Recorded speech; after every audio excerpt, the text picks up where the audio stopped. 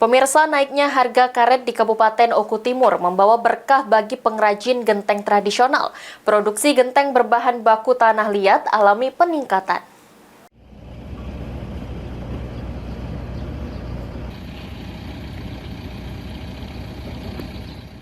Naiknya harga karet di Kabupaten Oku Timur membawa berkah bagi pengrajin genteng tradisional.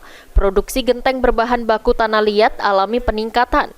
Budiarsa, salah satu pengusaha genteng tradisional di Desa Banumas, menyampaikan harga genteng beberapa bulan terakhir masih stabil, yaitu berkisar di harga Rp2.900 hingga Rp3.000. Namun minat pembeli saat ini meningkat hingga 70%.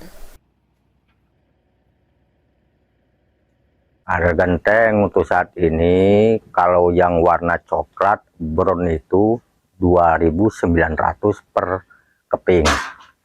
Kalau yang warna kuning ya sampai Rp3.000. Nah, kalau untuk saat ini, kalau harga genteng itu masih stabil. Kalau yang minat pembeli itu ya gratis melunjak itu.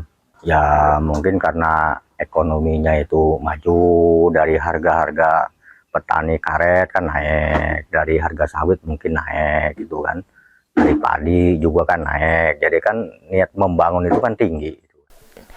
Naiknya harga jual getah karet dan buah sawit menjadi salah satu faktor pemicu naiknya minat pembeli genteng saat ini.